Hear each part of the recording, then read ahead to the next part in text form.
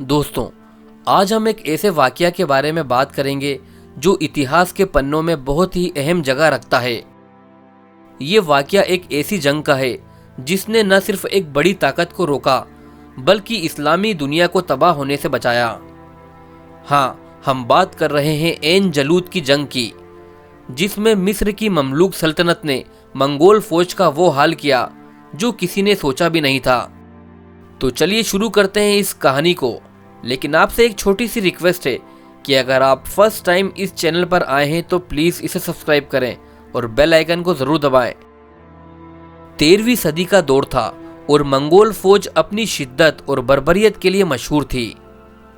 Genghis Khan के बाद उसके वारिस हलाकू खान ने भी एशिया के बहुत सारे इलाकों को अपने कब्जे में ले लिया था।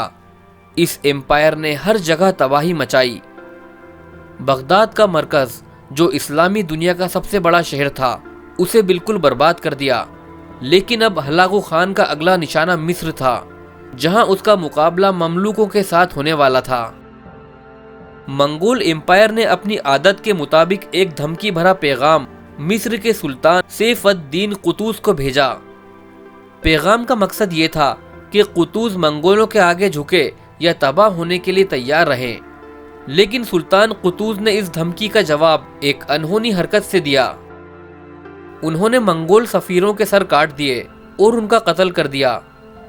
इससे सिर्फ एक बात साबित हुई कि अब जंग होना तय थी।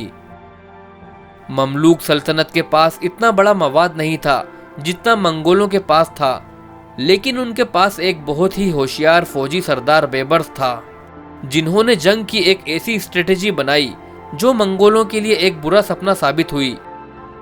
जंग के लिए ऐन जलूत का मैदान चुना गया, जो मिस्र के करीब था। मंगोल फौज को अपने तेजी से मारकर भाग जाने की स्ट्रेटेजी पर बहुत ज्यादा घमंड था। हर जंग में वो अपने दुश्मनों को सरप्राइज करते हुए तेज हमले करते और फौरन अपने निशाने को तोड़ देते। लेकिन इस दफा ममलूक फौज के पास एक और प्लान था।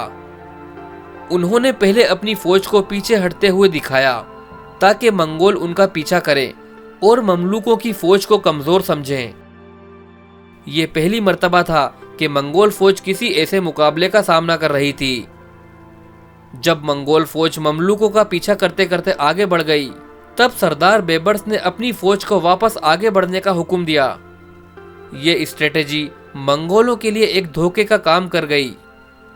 ममलूक फौज ने मंगोलों को ऐसे घेरा कि उनके पास भागने का भी रास्ता नहीं बचा। दोस्तों, इस जंग का सबसे जज्बाती लम्हा तब आया जब ममलूक सुल्तान कुतुज खुद जंग के मैदान में उतर आए।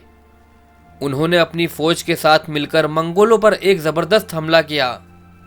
कुतुज का हौसला और उनका जंग लड़ने का तरीका उनके सिपाहियों के लिए एक मिसाल बन गया। मंगोलों के पास अब कोई रास्ता नहीं था। उनका हमेशा का टैक्टिक्स काम नहीं कर रहा था। ममलूक फौज ने आखिरी हमला करके मंगोल फौज को बिल्कुल तोड़कर रख दिया। ऐन जलूत की जंग ने मंगोल एम्पायर के ना रुकने वाले काफिले को रोक दिया और ये पहली बार था कि मंगोल एम्पायर को किसी बड़े मैदान में ऐसे शिकस्त मिली थी।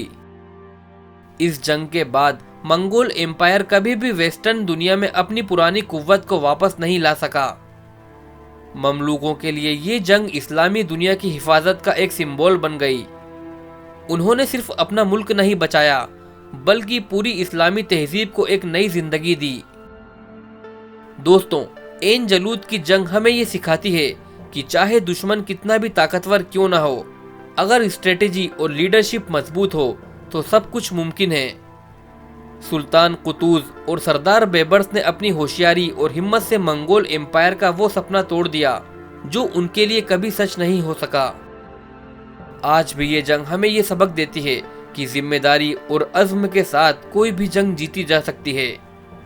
दोस्तों, फिलहाल इस वीडियो में बस इतना ही।